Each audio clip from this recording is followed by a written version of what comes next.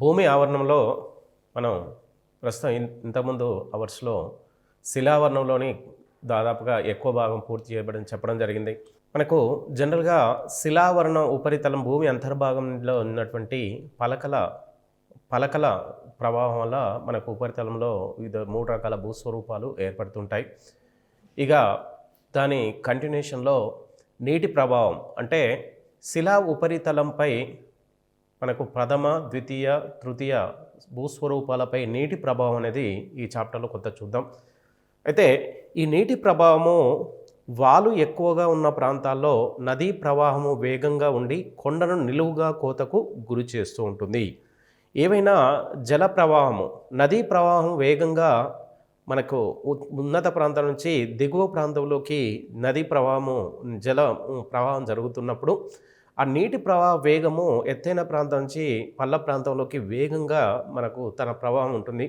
అలా ఉన్నప్పుడు కొండ మీద నుంచి కిందికి దుంకేటప్పుడు మనకు కొండ ప్రాంతం నుంచి నిలువుగా కిందికి దుంకేటప్పటికీ ఆ జల ప్రవాహము ప్రవహించే ఆ మధ్య ప్రాంతం ఏదైతే ప్రవహిస్తుందో కొండ నుంచి ఆ కొండ అడుగు భాగంలో మనకు ఆ కొండల్ని చీల్చుకుంటూ మనకు కోత గురి చేసుకుంటూ కింది ప్రాంతంలోకి రావడం అనేది జరుగుతూ ఉంటుంది. ఫలితంగా మనకు లోతైన లోయ ఏర్పడుతుంది. ఏదైనా కొండ ఉపరితలం నుంచి పల్ల ప్రాంతంలోకి నది ప్రవహించే ప్రాంతంలో మనకు కొన్ని సంవత్సరాల నుండి నదీ ప్రవాహం ఉందనుకోండి. అక్కడ ఆ నది ప్రవాహ అంతర్భాగంలో మనకు జనరల్గా మెత్తటి శిలావరణము మనకు శైథిల్యం చెందగా అక్కడ లోయలు అనేవి జనరల్గా ఏర్పడుతుంది. మన నదుల చేత మనకు ఏదైనా ఒక లోయ ఏర్పడితే వి ఆకారంలో మనకు జనరల్గా ఆ లోయ అనేది ఏర్పడుతూ ఉంటుంది.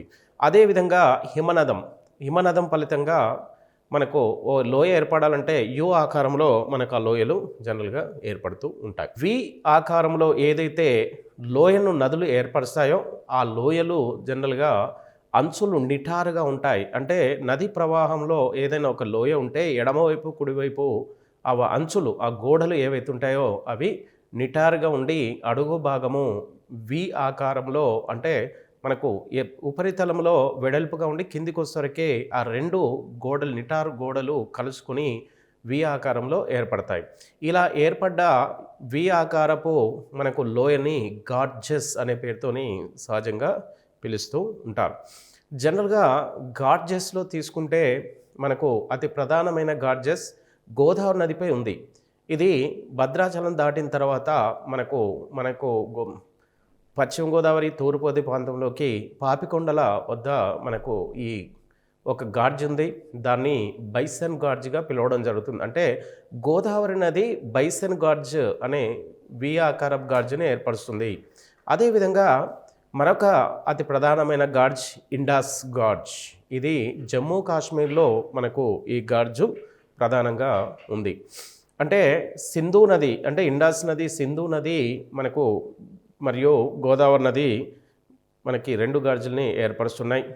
ఇండాస్ గార్జ్ సింధు నది చేత, బైసన్ గార్జ్ గోదావరి నది చేత ఏర్పడ్డాయి. ఇక నది నీటి కోతకు మరొక రూపం అగాధదరి. నది నీటి కోతకు ఏదైనా ఉన్నత ప్రాంతం నుంచి పల్ల ప్రాంతంలోకి మనకు నది ప్రవాహంలో మరొక భూ ఉపరితలంపై మరొక భూస్వరూపం అగాధదరి. మనకు జనరల్గా ఈ అగాధదరి మనకు నది చేత ఏర్పడుతున్న భూస్వరూపం. ఈ భూస్వరూపం మనకు నది అంచులు తీవ్ర వాలుతో చాలా లోతుకు ఉంటాయి. అంటే నది ఇప్పుడు యువి ఆకారంలో కాకుండా అత్యంత లోతుగా మనకి లోయ రూపంలో కనబడుతున్న వీటిని జనరల్గా అగాధదరి అంటారు. అంటే నది అంచులు తీవ్ర వాలుతో ఎక్కువ వాలుతో ఉండి చాలా లోతులో మనకు నీరు ప్రవాహం అనేది అత్యంత లోతులో అడుగుభాగంలో ఎక్కడో కనబడ్డట్టుగా మనకు ఉంటుంది. అలా ఏర్పడ్డ వాటిని మనకు అగాధదరి అంటారు. గార్జు పైన ఎంత వెడల్పు ఉంటుందో క్రింద కూడా అంతే వెడల్పు ఉంటుంది. మనకు సహజంగా బైసన్ గార్జ్ అనుకోండి, ఇండాస్ గార్జ్ ఇవి ఈ గార్జులతో పోల్చుకుంటే మనకు పైన మన వెడల్పుగా ఉండి కింద మనకు వెడల్పు తక్కువగా ఉంటాయి గార్జులకు. అదేవిధంగా అగాధదరికి పైన ఎంత వెడల్పు ఉందో కింద కూడా సముద్ర లోతులో అత్యంత లోతైన ప్రాంతంలో కూడా వెడల్పు ఎక్కువగా ఉంటే దాన్ని అగాధదరి అంటారు. అంటే అగాధ ధరలో గార్జెస్ కంటే మనకు పైన ఎంత వెడల్పు ఉందో మనకు కింది భాగంలో కూడా దాని యొక్క వెడల్పు అంతే ఉంటుంది. నదికి వరదలు వచ్చినప్పుడు నది నేలను కోతకు గురి చేస్తుంది. సహజంగా వర్షాకాలంలో అత్యధికంగా వర్షం కురిసినప్పుడు నీరు నదిలోకి ప్రవహించినప్పుడు నదికి వరదలు వస్తూ ఉంటాయి సహజంగా. అలా వరదలు వచ్చినప్పుడు ఆ నది తన ఎక్కువ నీరు ప్రవాహం వల్ల మనకు నదికి రెండు వైపులా మరియు నదికి నీటి ప్రవాహానికి అడుగు భాగంలో కూడా అది నది నీటి చేత మనకు అంతర్భాగము కానీ రెండు వైపులా అంటే మనకు బేసిన్ ఏరియా అంటే జల ప్రవాహము ద్వారా రెండు వైపులా మనకు కొంత కోతకు గురి అవుతుంది. అలా వరద తగ్గిన తర్వాత కోతకు గురవుతూ వరద తగ్గుముఖం పట్టినప్పుడు కోసిన మట్టిని వేరే చోట మేట వేస్తుంది. నది మన కోతకు గురైన తర్వాత అది నది వరద ముంపు తగ్గినప్పుడు అంటే వేగం తగ్గినప్పుడు ఆ మట్టి ఏదైతే కోతకు గురైన మట్టిని నీటితో పాటు తీసుకువచ్చి ఆ నీటితో పాటు వచ్చినటువంటి మట్టి మనకు ఎక్కడైతే నది వేగం తగ్గుతుందో తగ్గిన ఆ ప్రాంతంలో తీసుకొచ్చిన మట్టి మనకు జనరల్గా పల్ల ప్రాంతంలో మేట వేయడం జరుగుతుంది. అంటే స్థిరీకరించడం అనేది సహజంగా జరుగుతూ ఉంటుంది. దీన్ని ఒండ్రు మట్టి అనే పేరుతోనే పిలుస్తూ ఉంటారు. ఒండ్రు అంటే అల్లువియల్ సాయిల్. అంటే ప్రపంచంలో అత్యంత సారవంతమైన నేలలు ఏవంటే ఒండ్రు నేలలు. అంటే ప్రపంచంలో సారవంతమైన నేలలన్నీ నదులు తీసుకొచ్చిన మనకు అవశేషాల ద్వారా మన శైథిల్యం చెందిన అవశేషాల ద్వారా అవి తీసుకొచ్చి పల్ల ప్రాంతంలో మనకు సహజంగా అవి ఆ మట్టిని స్థిరీకరిస్తాయి. అలా తీసుకొచ్చిన మట్టి స్థిరీకరించబడిన ప్రాంతము భారతదేశంలో గంగా నది మైదాన ప్రాంతాలు. జనరల్గా భారతదేశంలో ప్రపంచంలోనే అతి పెద్ద మైదానము గంగా సింధు మైదానం. ఈ గంగా సింధు మైదానము మనకు సింధు మైదానము మన సింధు నది తీసుకొచ్చిన వివిధ కోతకు గురి చేసిన అవశేషాల చేత ఏర్పడింది. గంగా నది మైదానము కూడా మనకు గంగా నది తీసుకొచ్చిన వివిధ అవశేషాల ద్వారా అది ఏర్పడింది. ఈ గంగా నది మనకు సహజంగా మనకు ఉత్తరప్రదేశ్, బీహార్, వెస్ట్ బెంగాల్ రాష్ట్రంలో విస్తరించి ఉంది. అదేవిధంగా సింధు మైదానము పంజాబ్, హర్యానా రాష్ట్రంలో విస్తరించి ఉంది. అదేవిధంగా గంగా మైదానం కూడా ఒండ్రు మట్టి చేత ఏర్పడింది. ఈ మైదాన ప్రాంతము మనకు ఎక్కువగా ఒడిస్సా రాష్ట్రంలో అస్సాం రాష్ట్రంలో ఇది ఏర్పడింది. అదేవిధంగా దక్షిణ భారతదేశంలో అతిపెద్ద మైదాన ప్రాంతాలు గోదావరి మైదానము, తర్వాత కృష్ణా మైదానం. ఇక ఇలా నదులు తీసుకొచ్చిన వివిధ అవశేషాల చేత మేట వేయబడిన ప్రాంతంలోకి మళ్ళీ వరద నీరు వచ్చినప్పుడు ఏదైతే మనకు మేట వేసిన ప్రాంతంలోకి మళ్ళీ వరద నీరు వచ్చినప్పుడు మేట వేసిన కారణంగా నది తగ్గి నది కొత్తగా కోసి దారి మల్లుతూ ఉంటుంది. జనరల్గా ఏదైనా మేట వేసిన ప్రాంతంలో మన వరద నీరు వచ్చినప్పుడు మేట వేసిన కారణంగా అది ఆ ప్రాంతంలోకి మళ్ళీ నది నీరు ప్రవేశించినప్పుడు అక్కడ మళ్ళీ నది కోతకు గురై కోత కోసి అది మళ్ళీ వేరే ప్రాంతంలోకి వేరే దిశలోకి అది మల్లుతూ ఉంటుంది. ఈ కారణంగా మైదాన ప్రాంతంలో నది తరచూ తన ప్రవాహదారిని మారుస్తూ ఉంటుంది. సహజంగా మైదానం అనేది వివిధ నదులు తీసుకొచ్చిన అవశేషాల చేత ఏర్పడుతుంది. అదే ప్రాంతంలోకి మళ్ళీ నది తరచూ తన మన వివిధ అవశేషాలను తీసుకొచ్చినప్పుడు తరచూ తన ప్రవాహాన్ని అనేది మార్చుకుంటూ వెళ్తూ ఉంటుంది. అంటే మనకు మైదాన ప్రాంతము అతి సులువుగా కోతకు గురవుతూ వివిధ ప్రాంతంలోకి మనకు అది తన దారిని మళ్లించుకుంటుంది.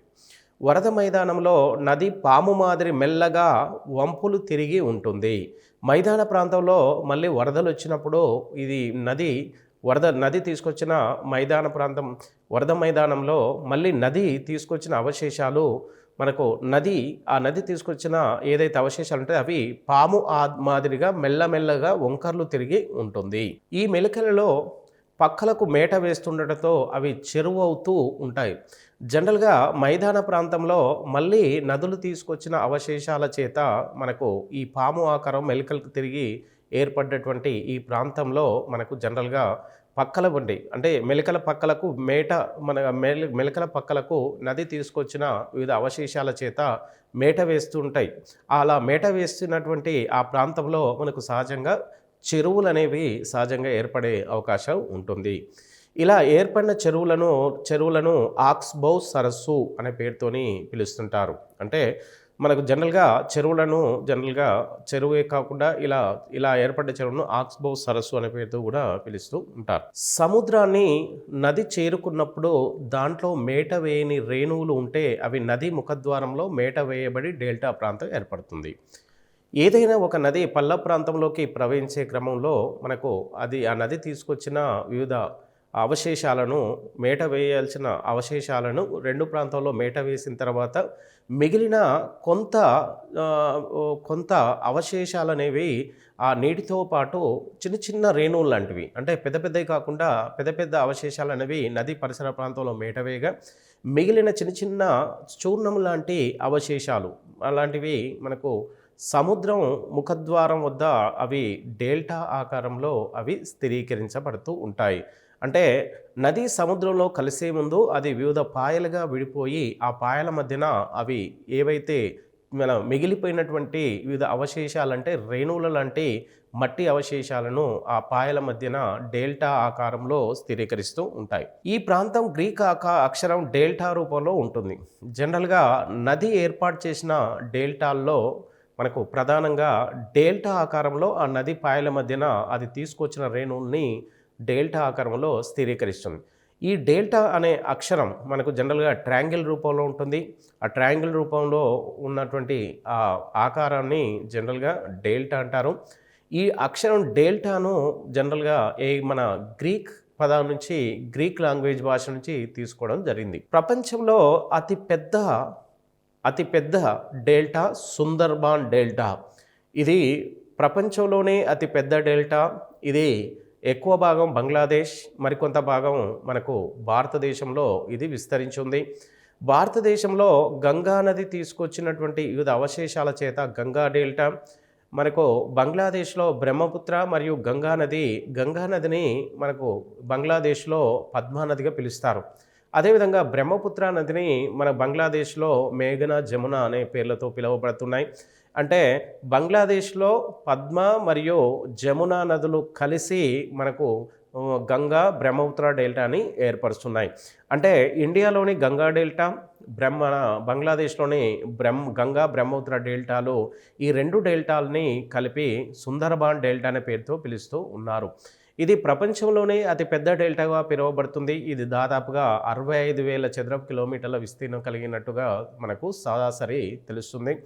ఇది రెండు దేశాల్లో విస్తరించింది, భారతదేశం మరియు బంగ్లాదేశ్లో.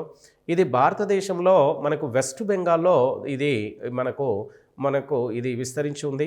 దీన్ని జనరల్గా భారతదేశంలో అతిపెద్ద డెల్టా ఏంటంటే గంగా డెల్టా. ఇది వెస్ట్ బెంగాల్లో విస్తరించింది. భారతదేశంలో అతి పెద్దది పొడవైన నది గంగా నది. ఈ నది చేత ఏర్పడింది కాబట్టి జనరల్గా గంగా నది ఎక్కువ విస్తీర్ణంలో ఇది వెస్ట్ బెంగాల్లో ఏర్పడి ఉంది. ప్రపంచంలో ఇప్పటికీ మనకు విస్తరిస్తున్నటువంటి డెల్టాను తీసుకుంటే సుందర్బాన్ డెల్టా. ఈ డెల్టా మనకు సుందర్బాన్ డెల్టా, జనరల్గా దీన్ని గంగా బ్రహ్మపుత్ర డెల్టా అనే పేరుతోని సాధారణంగా పిలుస్తుంటారు. కాకపోతే ఈ డెల్టాకు సముద్రానికి డెల్టాకు మధ్యలో సుందరి అనే ఒక రకమైనటువంటి మనకు వృక్షం పెరగడం చేత ఇక్కడ ఈ డెల్టాని సుందర్బాన్ డెల్టా అనే పేరుతో పిలవడం జరుగుతూ ఉంటుంది.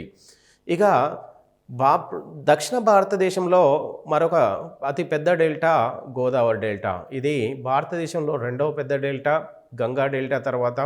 దక్షిణ భారతదేశంలో మొదటి పెద్ద డెల్టా గోదావరి డెల్టా, రెండవ పెద్ద డెల్టా దక్షిణ భారతదేశంలో కృష్ణా డెల్టా. అదేవిధంగా పెన్నా డెల్టా, కావేరీ డెల్టాలు కూడా దక్షిణ భారతదేశంలో ఉన్న ప్రధాన డెల్టాలు. ఇవన్నీ కూడా వివిధ నదులు తీసుకొచ్చిన చూర్ణం లాంటి అవశేషాల చేత సముద్ర ముఖద్వారం వద్ద ఇవి డెల్టా ఆకారంలో ఈ రేణువులు స్థిరీకరించబడుతున్నాయి. ఇక హిమనీ నదుల ప్రభావం. ఇక వివిధ భూస్వరూపాలు క్రమక్షయం చెందడానికి హిమనీ నదులు ప్రభావం కూడా ఉన్నట్టుగా తెలుస్తుంది. హిమనీ నదుల ప్రభావము జనరల్గా హిమాలయాలు, ఆల్ప్స్ వంటి చలి పర్వత ప్రాంతాల్లో వర్షానికి బదులుగా మంచు కురుస్తూ ఉంటుంది. జనరల్గా హిమనీ నదుల ప్రభావం అనేది మనకు ఎత్తైన హిమాలయ పర్వతాలు, అటు తర్వాత ఆల్ప్స్ పర్వతాలు, ఇవి హిమాలయ పర్వతాలు ఆసియాలోనే అత్యంత ఎత్తైన పర్వతాలు. ఆల్ప్స్ పర్వతాలు యూరప్ ఖండంలో అత్యంత ఎత్తైన పర్వతాలు. హిమాలయాలు మరియు ఆల్ప్స్ పర్వతాలు అత్యంత ఎత్తులో ఉండడం వల్ల మనకు ఉపరితలం నుంచి మనకు పైకి వెళ్ళే కొద్దీ ఉష్ణోగ్రత తగ్గుతూ ఉంటుంది. కాబట్టి హిమాలయాలు ఆల్ప్స్ పర్వతాల ఉపరితలంపై పూర్తిగా మంచుతోనే కప్పబడి ఉండడానికి కారణం తీసుకుంటే ఈ రెండు మనకు సముద్రం నుంచి అత్యంత ఎత్తులో ఉండడమే కారణం. ఇక్కడ హిమాలయాల ఆల్ప్స్ పర్వతాలు మంచుతో కప్పబడి ఉండడం చేత ఇక్కడ ఉపరితల ప్రాంతంలో చలి ఎక్కువగా ఉండడం వల్ల ఈ చలి పర్వత ప్రాంతాల్లో వర్షానికి బదులుగా మంచు కురుస్తూ ఉంటుంది. ఎందుకంటే ఈ రెండు పర్వత ప్రాంతాల్లో -డిగ్రీల ఉష్ణోగ్రత ఉండడం వల్ల మనకు -డిగ్రీ ఉష్ణోగ్రతలో మనకు సహజంగా మంచు కురవడం అనేది జరుగుతూ ఉంటుంది. అలా పోగు పడుతున్న క్రమంలో అది కింది వైపుకు మెల్లగా కదులుతూ కొంచెం వెచ్చగా ఉండే ప్రాంతాన్ని చేరి చిన్న నదిగా మొదలవుతుంది. ఇక సహజంగా మనకు హిమ ప్రభావం తీసుకుంటే మనకు హిమాలయ నదులు అనేవి ఎక్కడ మొదలవుతాయనే విషయం తీసుకుంటే హిమనదాలు అనేవి ఎత్తైన చల్లని ప్రాంతాలలో మనకు మంచు కురవడంతో ఆ మంచు భూమి గురుత్వాకర్షణ శక్తి చేత మనకు భూమి ఉపరితల గురుత్వాకర్షణ శక్తి చేత మనకు పల్ల ప్రాంతం అంటే పర్వత కింది ప్రాంతంలోకి అవి క్రమక్షయం చెందుతూ కిందికి మెల్లగా కదులుతూ కొంచెం వెచ్చగా ఉండే ప్రాంతాన్ని ఎప్పుడైతే అవి చేరుతాయో అవి చిన్న నదిగా మొదలవుతాయి.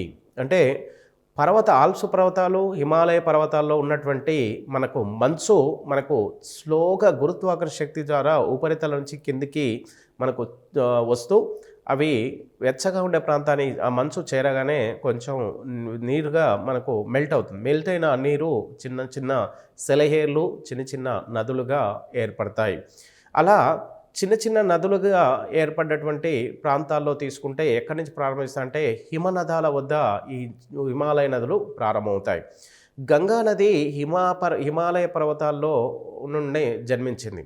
ఈ గంగా నది మనకు జనరల్గా గంగోత్రి హిమనదం వద్ద గంగా నది జన్మించింది. గంగా నది మనకు గంగోత్రి అనే హిమనదం నుంచి ఆ గంగోత్రి ప్రాంతం నుంచి ఈ మంచు కిందికి దొరలడం వలన మనకు ఒక పల్ల ప్రాంతంలోకి పర్వత పాదాల వద్దకు చేరగానే అది కొంత వెచ్చగా ఉండే ప్రాంతం చేరి గంగా నదిగా స్లోగా నిదానంగా అది గంగా నదిగా మారింది. ఈ గంగా నది మనకు జనరల్గా భగీరథి మరియు అలకనంద వంటి మన చిన్న చిన్న నదుల కలయిక ద్వారా ఏర్పడింది. మెల్లగా కదులుతున్న మంచు ముద్దని హిమనదము అంటారు. అంటే సహజంగా పర్వత ఉపరితలంపై మనకు మంచు కురవడం చేత పూర్తిగా పర్వతాలు మంచుతో కప్పబడి ఉంటాయి. అవి చిన్నగా కదులుతూ కిందికి మనకు పర్వత ప్రాంతాల నుంచి పల్ల ప్రాంతంలోకి కదులుతున్నప్పుడు అది చిన్న మంచు ముద్దని కదులుతూ కిందికి దొర్లే క్రమంలో దాన్ని ఆ మంచు ముద్దని హిమనదము అంటారు. ఇవి గురుత్వాకర్షణ శక్తి కారణంగా హిమనీ నదాలు జనరల్గా కదులుతూ ఉంటాయి. అంటే పర్వత వాలు ప్రాంతం నుంచి మనకు గురుత్వాకర్షణ శక్తి వల్ల కిందికి క్రమంగా రావడం చేత అవి హిమనదాలుగా ఏర్పడుతూ ఉంటాయి. హిమనీ నదం కోయటం అనే ప్రక్రియ ద్వారా రాళ్లను కోత గురి చేసి వాటిని రవాణా చేస్తుంది. ఇప్పుడు జనరల్గా ఎత్తైన ప్రాంతాల నుంచి గురుత్వాకర్షణ శక్తి వల్ల ఈ మంచు ఖండం అనేది కింది ప్రాంతంలో దొర్లుకుంటూ కిందికి వచ్చే క్రమంలో వెచ్చని ప్రాంతాల వద్ద అది నదిగా ఏర్పడడం అనేది సహజంగా మనకు జరుగుతుంటుంది. అయితే కిందికి ఎత్తైన ప్రాంతాల నుంచి కిందికి మనకు కదులుతూ ఉండడం వల్ల హిమనదము మనకు దాని పక్కటి ప్రాంతంలో ఉన్నటువంటి భూభాగాన్ని కోతకు గురి చేస్తుంది.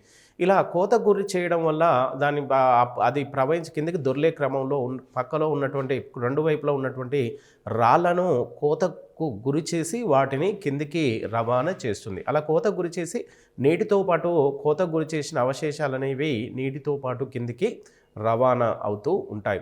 ఈ ప్రక్రియ ద్వారా హిమనీ నదాలు యు ఆకారపు లోయల్ని సృష్టిస్తాయి.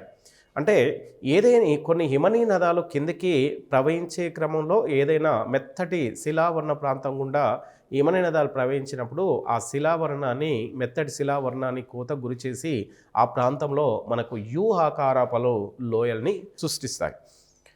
ఇక హిమనీ నదం నీళ్లుగా మారిన తర్వాత నీరు మోసుకుపోలేని గులకరాళ్ళు ఇసుక వంటి వాటిని వివిధ ప్రాంతాల్లో మేట వేస్తుంది. సహజంగా హిమనీనదం నీళ్లుగా మారిన తర్వాత కింది ప్రాంతంలోకి వెచ్చని ప్రాంతంలోకి రాగానే హిమ అది మంచు ఖండం మనకు కింది ప్రాంతం రాగానే వెచ్చని వాతావరణానికి అవి నీళ్లుగా మారి నదులుగా ప్రవహిస్తుంటాయి. ఆ నీళ్లు నదులుగా మారిన తర్వాత అవి ఆ నీరు జనరల్‌గా కిందికి దొర్లే క్రమంలో 2 వైపులా ఉన్నటువంటి రాతి పొరలు గానీ, మట్టిని గానీ అవి కోతకు గురిచేసి తనతో పాటు మోసుకొని కిందికి ప్రవహిస్తూ ఉంటాయి. అలా కిందికి ఇప్పుడు ప్రవహించే క్రమంలో మనకు ఎక్కడైతే పల్ల ప్రాంతం ఉంటో ఆ పల్ల ప్రాంతంలో బరువైనటువంటి కొన్ని అవశేషాలను మనకు అవి స్థిరీకరిస్తాయి.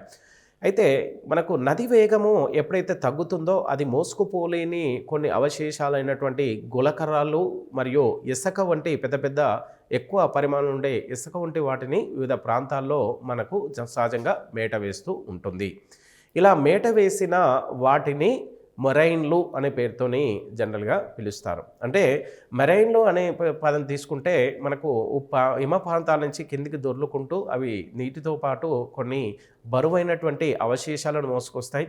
ఆ బరువైన అవశేషాలను ఎక్కడైతే నది వేగం తగ్గుతుందో ఆ పల్ల ప్రాంతంలో 2 వైపులా అవి వాటిని మేట వేస్తాయి, స్థిరీకరిస్తాయి. అలా స్థిరీకరించబడ్డ వాటిని మొరైన్లు అనే పేరుతోని పిలుస్తూ ఉంటారు. ఇక అలల ప్రభావము మనకు అలల ప్రభావం అనేది సహజంగా భూ ఉపరితలంపై ఎలా ఉందనే విషయాన్ని తీసుకుంటే సముద్రపు అలల కారణంగా తీర ప్రాంతాలకు కోతకు గురి కావడం, అక్కడ మేట వేయడంచే సముద్ర తీర భూస్వరూపాలు ఏర్పడతాయి.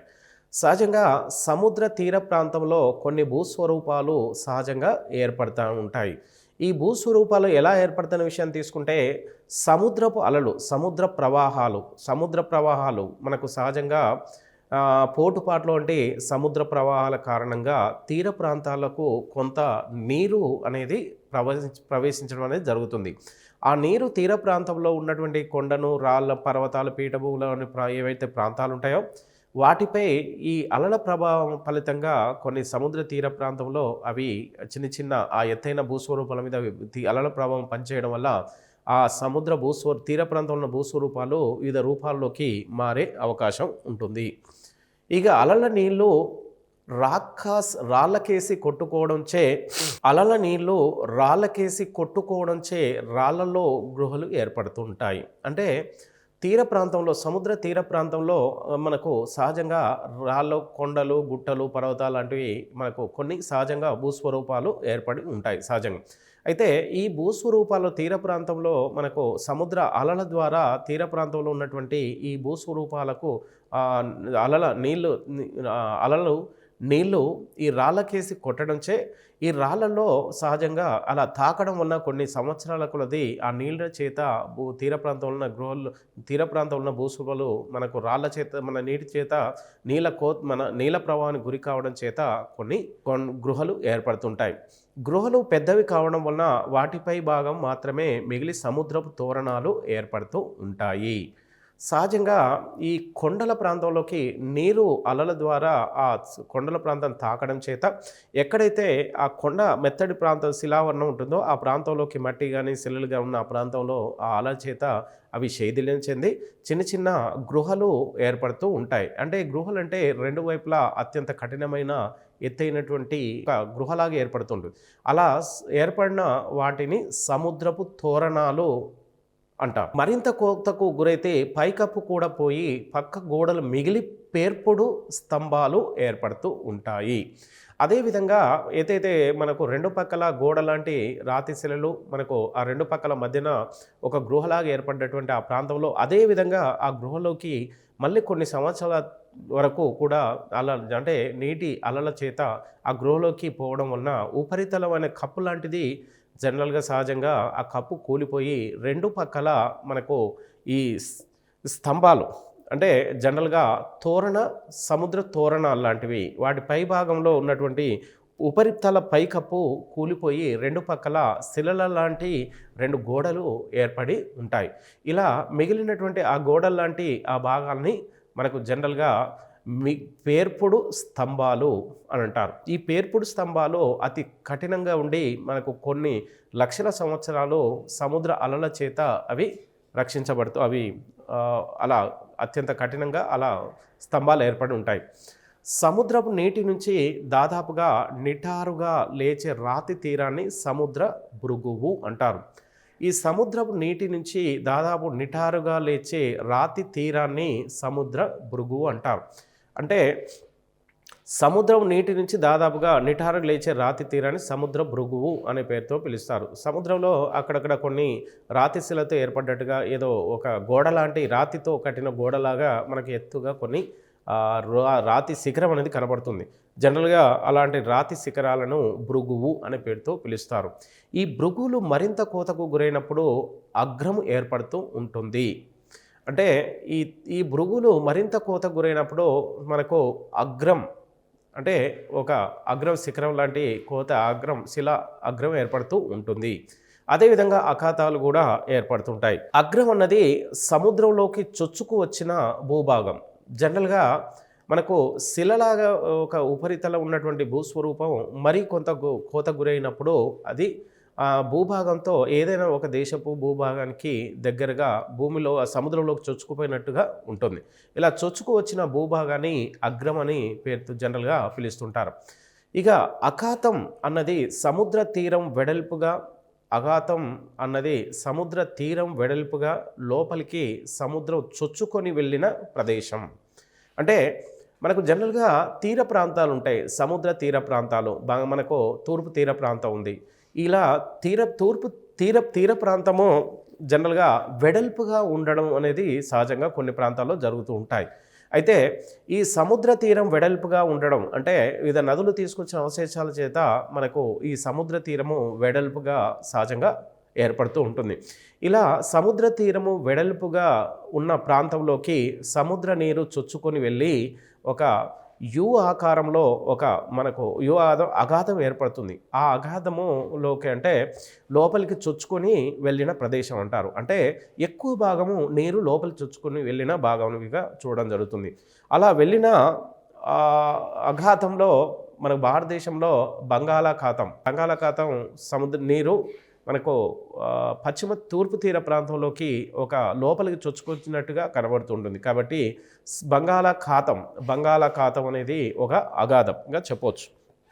ఈ అగాధంలో నీటిని మనకు బంగాళాఖాతంగా చెప్తూ ఉన్నారు. ఇక సముద్ర అలలు తీరం వెంట మేట వేసే పదార్థాల వల్ల బీచ్లు ఏర్పడతాయి. జనరల్గా సముద్ర అలలు తీరం వెంట మేట వేసే పదార్థాల వల్ల బీచ్లు ఏర్పడతాయి. అయితే సహజంగా సముద్ర తీర ప్రాంతంలో అంటే మన సముద్ర తీర ప్రాంతంలో ఏదైతే ఖండాలు తీర ప్రాంతంతో తీరాన్ని కలిగి ఉంటాయో ఆ తీర ప్రాంతంలో అలలు ప్రవేశించి ఆ అలలు తీసుకొచ్చిన అవశేషాల చేత అంటే ఇసుక మట్టి మన సముద్ర వివిధ రకాల అవశేషాల చేత అవన్నీ అలల చేత వచ్చినటువంటి వివిధ అవశేషాలు మనకు ఈ ఖండ భాగానికి జలభాగానికి మధ్యలో అవి స్థిరీకరించబడగా ఏర్పడేవే బీచ్లు అంటారు. అంటే తీర ప్రాంతము అనే పేరుతోని జనరల్గా పిలుస్తూ ఉంటారు. ఇక గాలి ప్రభావము, ఇక ఈ భూ ఉపరితలంపై ఉన్నటువంటి వివిధ భూస్వరూపాలపై గాలి ప్రభావం ఎలా ఉంటుందనే విషయాన్ని తీసుకుంటే జనరల్గా వాతావరణం ప్రత్యేకించి గాలుల ప్రభావం ఎడారిలో ఎలా ఉంటుంది అనే విషయము మనం జనరల్ చూద్దాం.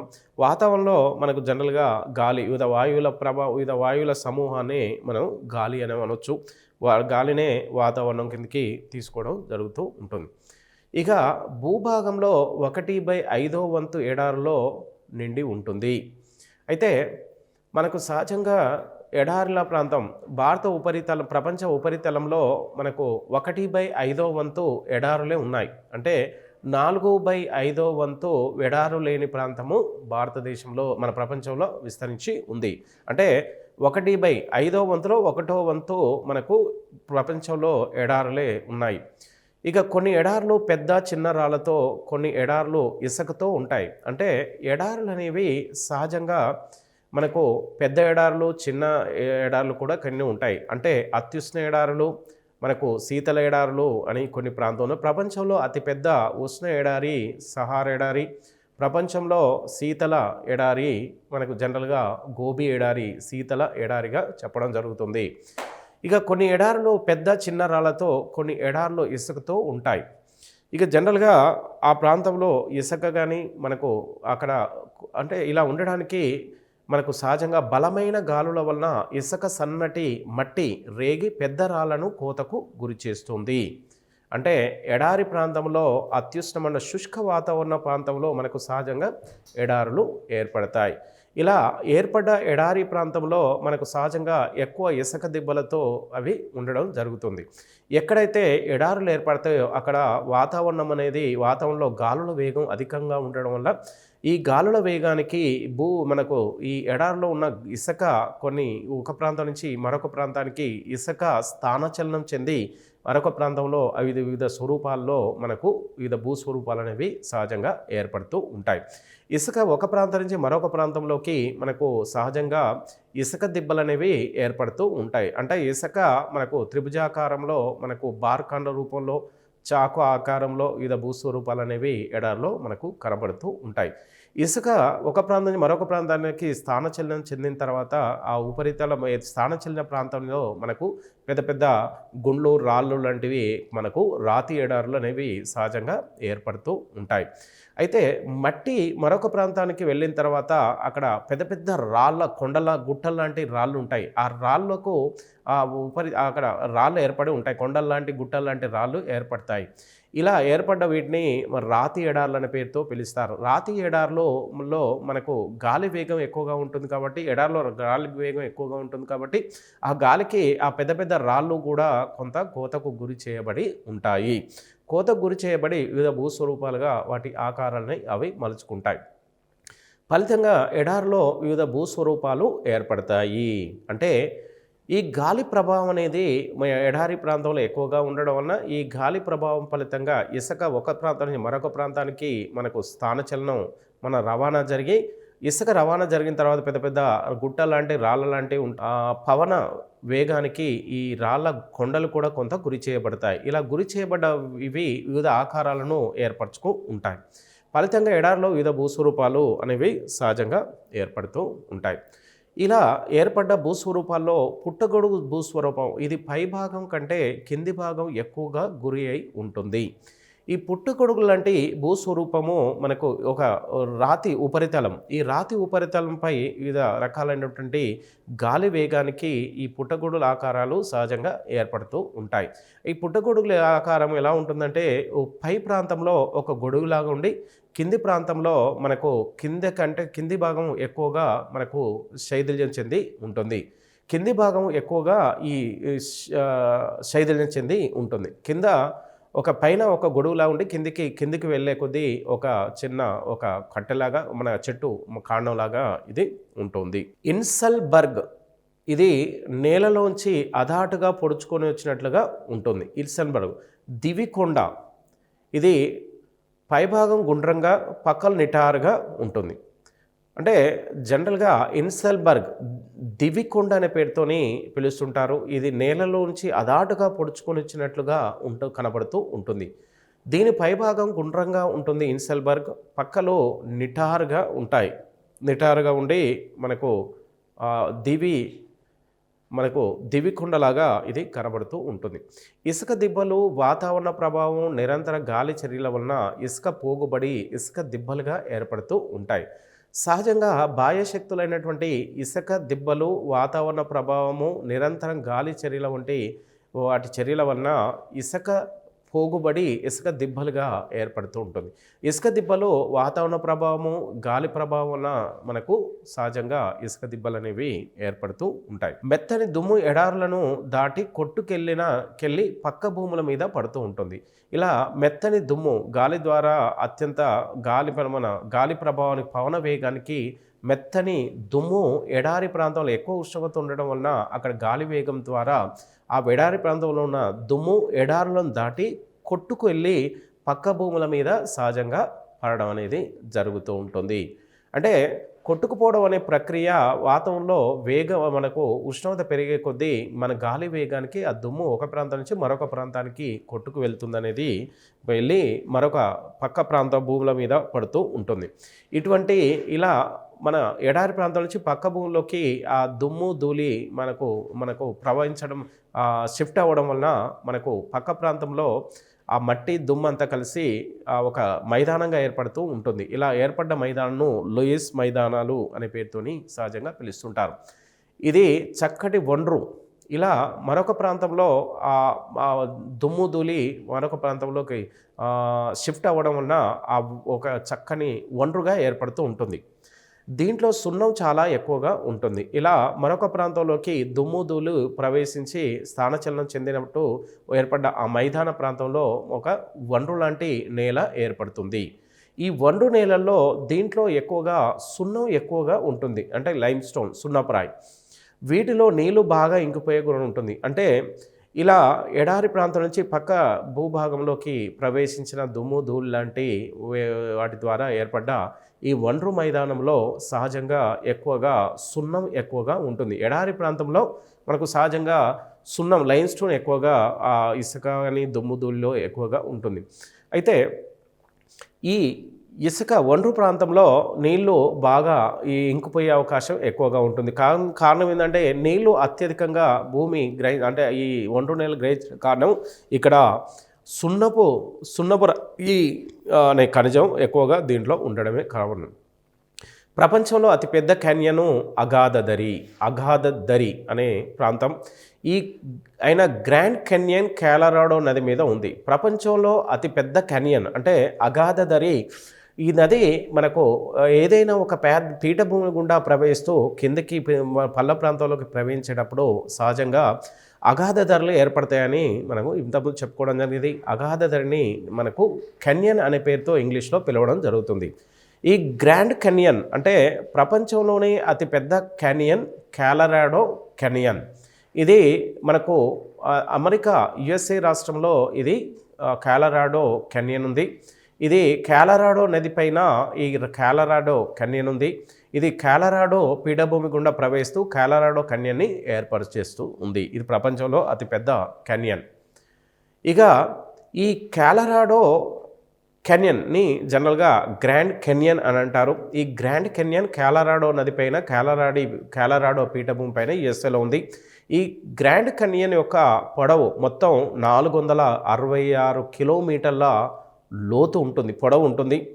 దీని పొడవు 466 కిలోమీటర్లు. దీని లోతు 1/6 కిలోమీటర్లు. ఈ క్యాన్యన్ యొక్క వెడల్పు 188 మీటర్ల నుండి 29 కిలోమీటర్ల వరకు ఉంటుంది. అంటే ఈ గ్రాండ్ క్యాన్యన్ ప్రారంభంలో 183 మీటర్ల నుంచి ఇది తన పల్లపు ప్రాంతంలో ఇది 29 కిలోమీటర్ల వెడల్పు వైపు ఈ క్యాన్యన్ ఏర్పడింది కొలరాడో నది చేత. ప్రపంచంలో అతి ఎత్తైన జలపాతం ఏంజల్ జలపాతం. ఇది వెనిజులాలోని చురాన్ నదిపై ఏర్పడి ఉంది. ప్రపంచంలో ఎత్తైన వాటర్ ఫాల్ ఏంజల్ జలపాతం. ఇది వెనిజులాలోని చురాన్ నది. వెనిజులాలో మనకు సహజంగా ఇది వెనిజులా అనేది దక్షిణ అమెరికా ఖండంలో ఉంది. చురాన్ నదిపై ఉంది. దీని ఎత్తు 979 మీటర్లు. ఇది ప్రపంచంలోనే అత్యంత ఎత్తైనటువంటి జలపాతం. ప్రపంచంలో రెండవ ఎత్తైన జలపాతం టుగేలా జలపాతం. ఇది దక్షిణాఫ్రికా ఖండంలోని టుగేలా నదిపై ఇది ఉంది. టుగేలా నది ఉంది, నది పైన ఉంది. టుగేలా జలపాతం ఎత్తు 947 మీటర్లు. ఇది ప్రపంచంలో రెండవ ఎత్తైనది. మనకు భారతదేశంలో అత్యంత ఎత్తైనటువంటి జలపాతం జోగ్ లేదా జొరసొప్ప జలపాతం. ఇది శరావతి నది పైన కర్ణాటక రాష్ట్రంలో పశ్చిమ కనుమలలో ఉంది. దీని ఎత్తు 253 మీటర్ల ఎత్తు. ఇది భారతదేశంలోనే అత్యంత ఎత్తైన జలపాతం. తెలంగాణలో అతి ఎత్తైన జలపాతం కుంతల జలపాతం. ఇది 45 మీటర్ల ఎత్తు. ఇది ఆదిలాబాద్ జిల్లాలో కడెం నదిపై ఉంది. ఇక దక్షిణ అమెరికా పలకని ఇండో ఆస్ట్రేలియన్ పలక నెట్టడం వల్ల అండీస్ పర్వతాలు ఏర్పడ్డాయి. ఈ అండీస్ పర్వతాలు దక్షిణ అమెరికా ఖండంలో అర్జెంటీనా దేశంలో ఇది ఎక్కువ భాగం విస్తరించి ఉంది. ఈ అండీస్ పర్వతాలు మనకు ఏర్పడడానికి అతి ప్రధాన కారణం తీసుకుంటే ఇండో ఆస్ట్రేలియన్ పలక అంటే భారతదేశం ఆస్ట్రేలియా పలక. ఈ పలక ఆస్ట్రేలియా పలక దక్షిణ అమెరికా పలకకు ఒకదాని ఇండో ఆస్ట్రేలియా పలక దక్షిణ అమెరికా ఖండానికి దగ్గరగా జరగడం వలన మనకు ఈ అండీస్ పర్వతాలు ఏర్పడ్డాయి. తర్వాత తీసుకుంటే ఉత్తర అమెరికా పలకని యురేషియా పలకం నెట్టడం వల్ల రాకీ పర్వతాలు ఏర్పడ్డాయి. ఇప్పుడున్న ఉత్తర అమెరికా పలకని యురేషియా పలక, అంటే యురేషియా పలక అంటే ఆసియా యూరప్ ఉత్తర భాగాన్ని యురేషియా పలక అంటారు. ఈ యురేషియా పలక ఉత్తర అమెరికా పలకకు దగ్గరగా రావడం వలన రాకీ పర్వతాలు అమెరికాలో ఏర్పడ్డాయి, ఉత్తర అమెరికా ఖండంలో ఏర్పడ్డాయి. శిలావర్ణం తర్వాత అతి ప్రధానమైనది జలావర్ణం. మనకు ఎక్కువగా మనకు క్వశ్చన్ రావడానికి స్కోప్ ఎక్కువగా ఉన్న పాఠ్యాంశం. ఇక ఈ జలావర్ణం జలచక్రం. జలావర్ణం అనేది ఒక విధంగా చెప్పాలంటే ఈ జలావర్ణం అనేది జలచక్రం ద్వారా మనకు సాధారణంగా భూ ఉపరితలంపై జరుగుతూ ఉంటుంది. ఈ జలచక్రం అనగా మహాసముద్రాల నుంచి భూమి నుంచి మహాసముద్రాల్లోకి నీరు తిరగడాన్ని సహజంగా జలచక్రం అంటారు. ఈ జలావరణంలో అతి ప్రధానంగా జలావరణంలో ఏర్పడడానికి జలచక్రం అతి ప్రధానమైనది. ఈ జలచక్రం అనేది మహాసముద్రం నుంచి నీరు భూమి నుంచి నీరు మహాసముద్రంలోకి నీళ్లు ప్రవాహం అనేది సహజంగా జరుగుతూ ఉంటుంది. ఇలా జరగడం వలన మనకు జలచక్రం అనేది ఏర్పడి మన నీరు భూ ఉపరితలం మీదకి రావడానికి ఆస్కారం ఉంది. ఇక సముద్రం నుంచి నీరు వివిధ మేఘాల రూపంలో మనకు అధిక పీడన ప్రాంతం నుంచి అల్పపీడన ప్రాంతమైనటువంటి భూ ఉపరితలం ప్రాంతంలోకి ఈ అధిక పీడనం ప్రవహించడం వల్ల మనకు సహజంగా మేఘాలు ఏర్పడి వర్షం అనేది కురవడం జరుగుతూ ఉంటుంది. అలా కురిసిన వర్షము మన భూ ఉపరితలం నుంచి మళ్ళీ కొంత భాగం మానవుడు ఉపయోగించుకున్న తర్వాత, వివిధ అవసరాలకు ఉపయోగించుకున్న తర్వాత మన మిగిలిన నీరు మళ్ళీ సముద్రంలోకి వెళ్తుంది. సముద్రం నుంచి మళ్ళీ మేఘాల రూపంలో భూ ఉపరితలానికి వచ్చి మళ్ళీ వర్షం రూపాల్లో వచ్చి మళ్ళీ సముద్రంలోకి ప్రవహిస్తుంది. ఇలా సముద్రం నుంచి భూమి నుంచి సముద్రంలోకి నీరు ఒక చక్రంలాగా, ఒక వీల్ లాగా తిరగడానికి జలచక్రం అంటారు. నీరు వివిధ రూపాల్లో, అంటే మనకు సహజంగా ద్రవ, ఘన, వాయు రూపాల్లో ప్రసరణ కావడాన్ని నీటి చక్రం అంటారు. అయితే నీటి చక్రం అనేది ద్రవ రూపంలో ఉండొచ్చు, నీరు ఘన రూపంలో ఉండొచ్చు, వాయు రూపాల్లో కూడా నీటి ఆవిరి రూపంలో, మనకు ఘన రూపం అంటే మంచు రూపంలో, ద్రవ రూపంలో అంటే నీరు రూపంలో మనకు జనరల్గా ఈ ప్రసరణ అనేది జరుగుతూ ఉంటుంది. నీటి చక్రంలో 6 దశలు, సహజంగా 6 దశలు ఉంటాయి. ఒకటి బాష్పీభవనము, రెండవది రవాణా, మూడవది ద్రవీభవనము, నాలుగవది అవపాతము, ఐదవది ఉపరితలంపై నీటి ప్రవాహము, ఆరోది భూగర్భ జలం. అంటే ఈ జలచక్రంలో మనకు సహజంగా ఈ 6 మనకు దశలు ఉంటాయి. ఈ అన్ని ఒక్కొక్క దశలో తన ప్రభావం అనేది చూడడం జరుగుతూ ఉంటుంది. ఇక సహజంగా తీసుకుంటే ఈ బాష్పీభవనం అనగా మనకు భూమి, చెరువులు, నదులు, సముద్రాల నుంచి నీరు ద్రవ రూపం నుంచి నీరు వాతావరణంలోకి వాయు రూపంలోకి ప్రవేశిస్తూ ఉండడాన్ని బాష్పీభవనం అంటారు. భూ ఉపరితలం నుంచి మరియు భూమి ఉపరితలంపై ఉన్నటువంటి చిన్న చిన్న జలభాగాలు, చెరువులు, నదులు, సముద్రాల నుంచి, అంటే మహాసముద్రాలు, సముద్రాల నుంచి కూడా నీరు ద్రవ రూపంలో నుండి నీరు వాతావరణంలోకి వాయు రూపంలోకి ప్రవేశిస్తూ ఉంటుంది, అంటే వాయు రూపంలోకి ప్రవేశిస్తుంది. ఇక మొక్కల నుంచి నీరు బాష్పోత్సేకం ద్వారా వాతావరణంలోకి ప్రవేశిస్తుంది. అంటే మనకు భూ ఉపరితలం నుంచి వివిధ రూపాలలో నీరు పైకి ప్రవహించడాన్ని బాష్పీభవనం అంటారు. ఇక మొక్కల నుండి నీరు వాతావరణంలోకి ప్రవహించడాన్ని బాష్పోత్సేకం అంటారు అనే పేరుతో పిలుస్తూ ఉంటారు. రవాణా అనగా వాతావరణంలో నీటి ఆవిరి మేఘాల రూపంలో మహాసముద్రాల మీద నుండి భూమి మీదకి చేరుతూ ఉంటుంది. అంటే సహజంగా వాతావరణంలో నీటి ఆవిరి మేఘాల రూపంలో మహాసముద్రాల మీద నుంచి భూమి మీదకి చేరుతూ ఉంటుంది. సహజంగా వాతావరణంలో ఉన్నటువంటి ఉష్ణోగ్రత వ్యత్యాసాల ద్వారా సముద్రం నుంచి నీరు ఆవిరి రూపంలో మనకు మేఘాల రూపంలో మహాసముద్రాల మీద నుంచి భూమి మీదకి అనేది సహజంగా ప్రసరిస్తూ ఉంటుంది. ఇక ద్రవీభవనం, ఇక రవాణా చేయబడిన నీటి ఆవిరి ద్రవీభవనం చెంది చిన్న నీటి బిందువులుగా మబ్బులుగా మారుతూ ఉంటుంది. ఏదైతే నీటి ఆవిరి సముద్రం నుంచి మనకు భూభాగంలోని భూ ఉపరితలంపై మేఘాల రూపంలో వర్షాన్నిస్తుంది. అలా వర్షం రూపంలో వచ్చినటువంటి రవాణా చేయబడ్డటువంటి నీటి ఆవిరి ద్రవీభవనం చెంది చిన్న నీటి బిందువులుగా మబ్బులుగా ఏర్పడతాయి. అంటే ఏదైతే భూమి మీదకి మేఘాల ద్వారా నీటి అది ఏదైతే వర్షం రూపంలో భూ ఉపరితలం మీదకి వచ్చిందో అవి మళ్ళీ ఆవిరి రూపంలో ద్రవీభవనం చెంది నీటి బిందువులుగా మబ్బులుగా మనకు వాతావరణంలో ఏర్పడుతూ ఉంటాయి. ఇక 4వది అవపాతం. వాతావరణంలోని నీరు భూమి ఉపరితలానికి చేరడాన్ని అవపాతం అని సహజంగా పిలుస్తుంటారు. వాతావరణంలోని నీరు భూమి ఉపరితలానికి చేరడం అంటే వివిధ రూపాల్లో అది భూమి మీదకి చేరుతుంది. మంచు రూపంలో కావచ్చు, స్లిట్ రూపంలోనే కావచ్చు, నీటి బిందువుల రూపంలో కావచ్చు, అవపాతం రూపంలో మనకు వివిధ రూపాల్లో మనకు ఇది భూమి ఉపరితలంలోకి రావడం అనేది జరుగుతుంది. ఇలా వివిధ రూపాల్లో నీరు భూ ఉపరితలంలోకి రావడాన్ని అవపాతంగా పిలుస్తూ ఉంటాం. ఇక చల్లటి గాలులు మేఘాలను తాకినప్పుడు వాన, స్లిట్, మంచు రూపంలో నీరు తిరిగి భూమి మీదకి లేదా సముద్రాల మీదకి చేరుతూ ఉంటుంది.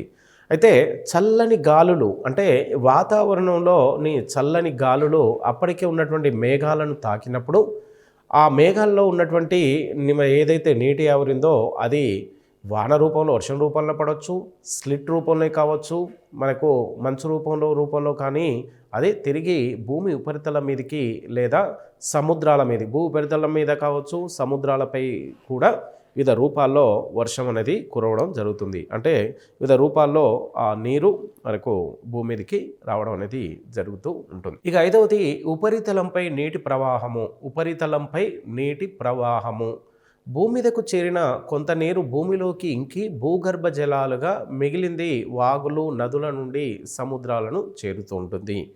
అంటే ఏదైతే మేఘాల నుంచి ఆర్ద్రత రూపంలో నీరు భూ ఉపరితలం మీదకి వర్షం రూపంలో కానీ మంచు రూపంలో తర్వాత భూమి మీదకి చేరిన కొంత నీరు అంటే మనకు ఏదైతే 100% నీరు ఉంటుందో అందులో భూమిలోకి చేరిన కొంత భాగము భూమిలోకి ఇంకి భూగర్భ జలాలుగా మనకు ఉపయోగపడుతున్నాయి.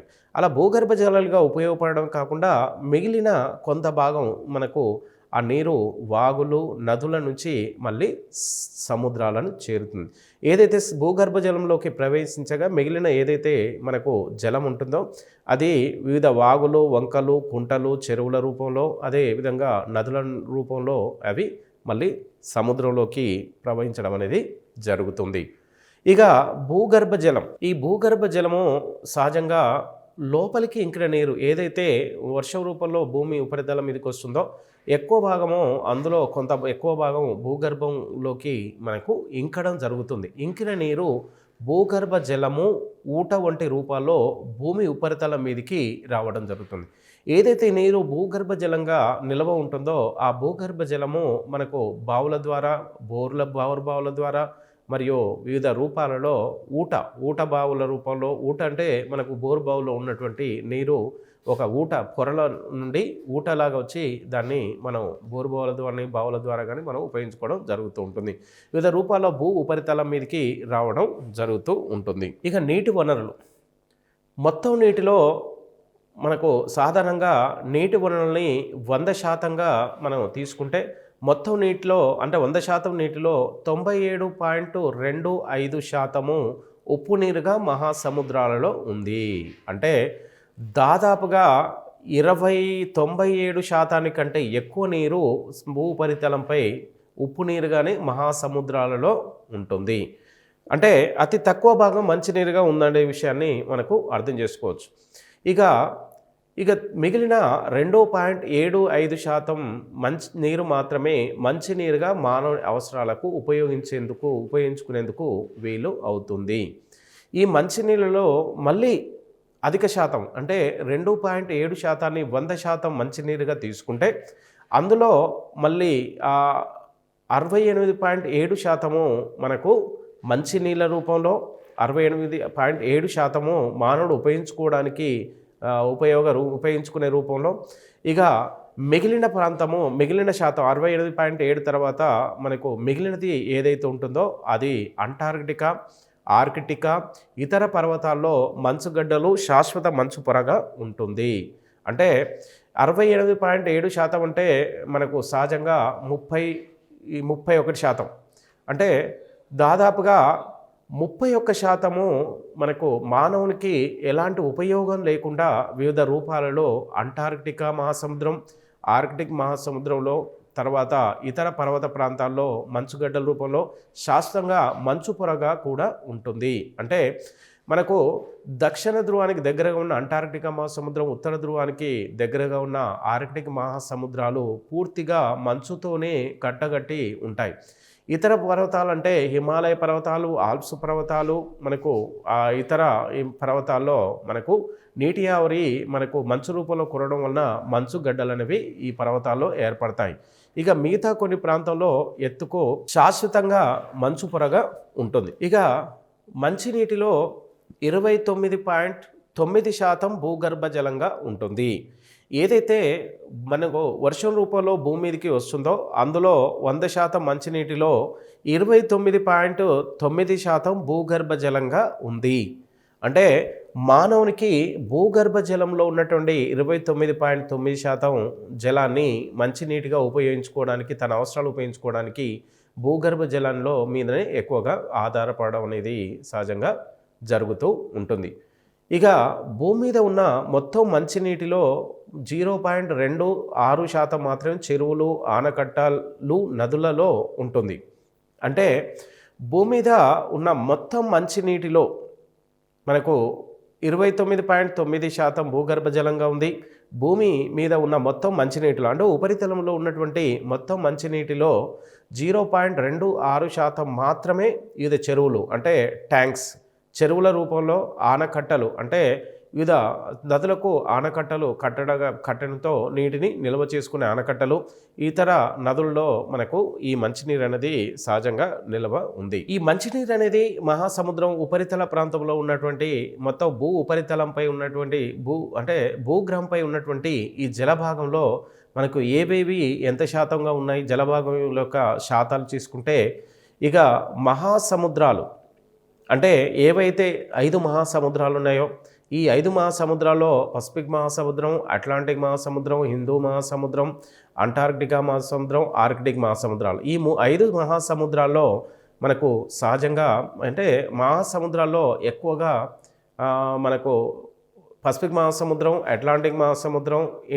హిందూ మహాసముద్రం, ఈ 3 సముద్రాల్లోనే 97.27% మనకు నీరు ఉప్పు అంటే వివిధ లవణాలు ఎక్కువగా ఉన్న నీటి రూపంలో ఉంది.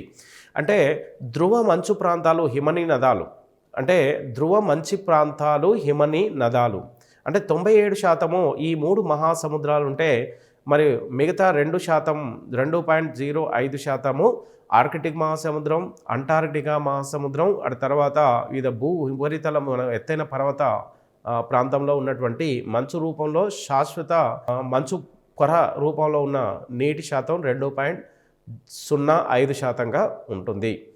ఇక భూగర్భ జలం అంటే మొత్తం జలభాగంలో మనకు భూగర్భ జలము 0.68% మాత్రమే భూగర్భ జలంగా ఉంది.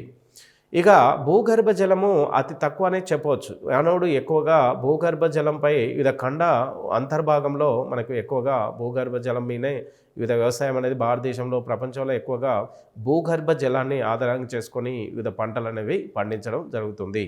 ఆ తర్వాత సరస్సుల రూపంలో అతి తక్కువ 0.01% మాత్రమే వివిధ సరస్సుల్లో మనకు ఈ నీరు ఉంది.